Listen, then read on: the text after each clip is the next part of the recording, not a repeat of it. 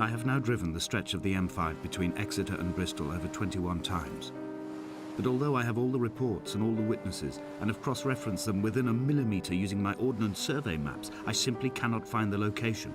You'd think there would be marks to serve as some evidence. It's somewhere between the turnoff for Sanford and the welcome brake services, but although I can always see it in my rearview mirror, I have as yet been unable to pull ashore.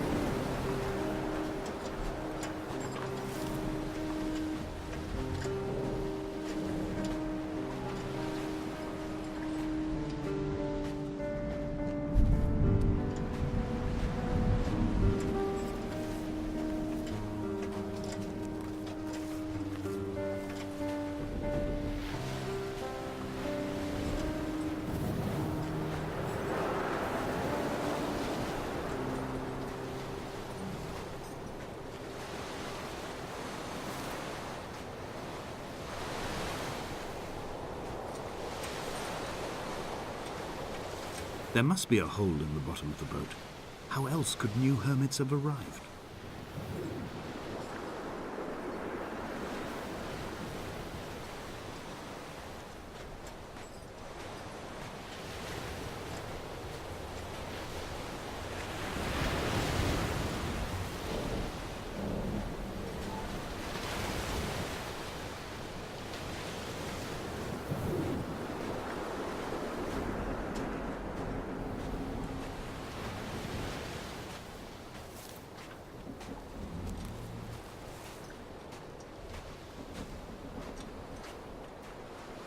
I had kidney stones and you visited me in the hospital. After the operation, when I was still half submerged in anesthetic, your outline and your speech both blurred. Now my stones have grown into an island and made their escape, and you have been rendered opaque by the car of a drunk.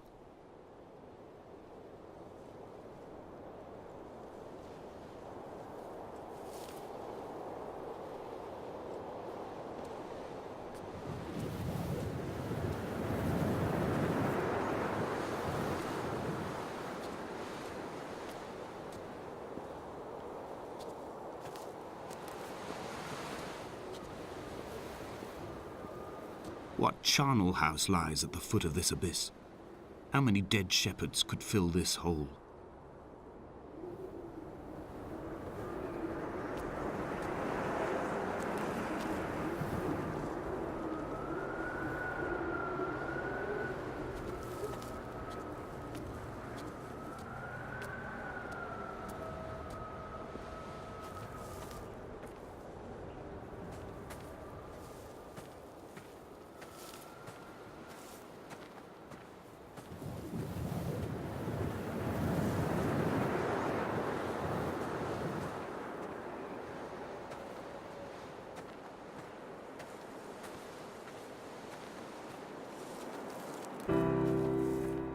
begun to climb, away from the sea and towards the center. It is a straight line to the summit, where the evening begins to coil around the aerial and squeeze the signals into early silence. The bothy squats against the mount to avoid the gaze of the aerial. I too will creep under the island like an animal and approach it from the northern shore.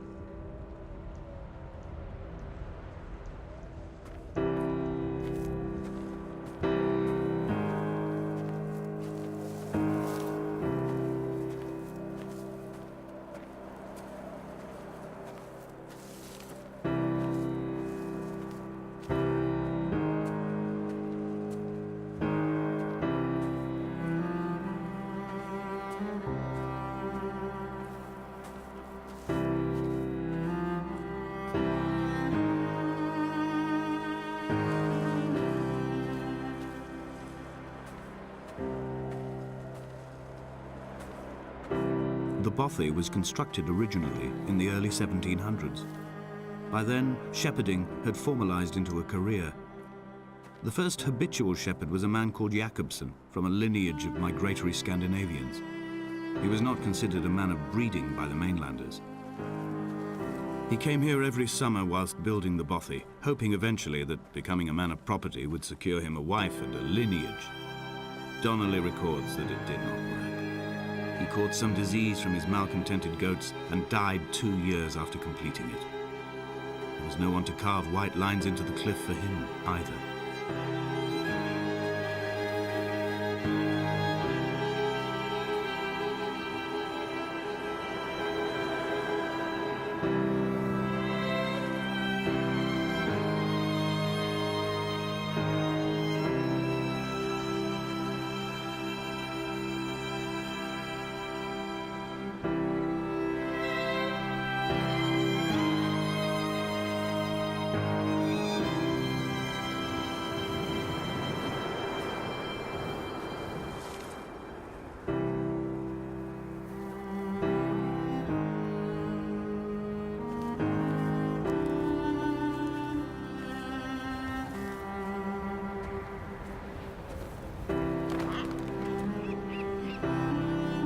Heart is landfill, these false dawns waking into the still never light. I sweat for you in the small hours and wrap my blankets into a mass. I have always heard the waves break on these lost shores, always the gulls forgotten. I can lift this bottle to my ear, and all there ever is for me is this Hebridean music.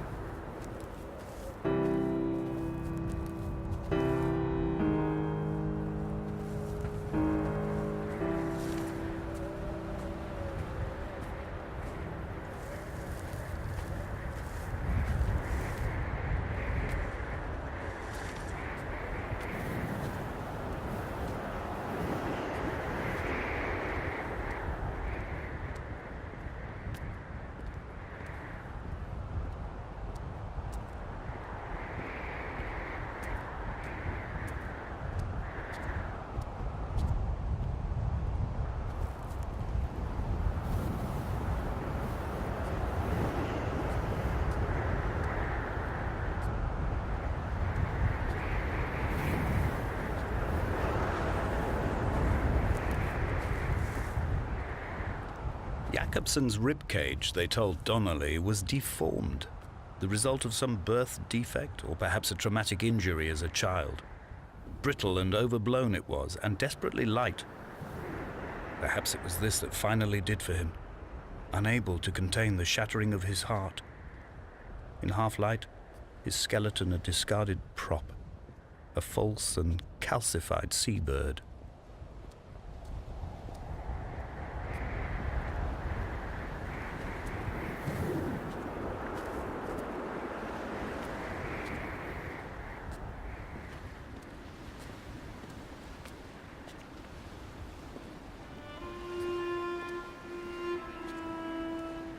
They found Jakobsen in early spring. The thaw had only just come. Even though he'd been dead nearly 7 months, his body had been frozen right down to the nerves and had not even begun to decompose. He'd struggled halfway down the cliff path, perhaps looking for some lost goat, or perhaps in a delirium, and expired, curled into a claw right under the winter moon. Even the animals shunned his corpse. The mainlanders thought to bring it home unlucky. Donnelly claims they dragged it to the caves to thaw out and rot, but he is proving an unreliable witness.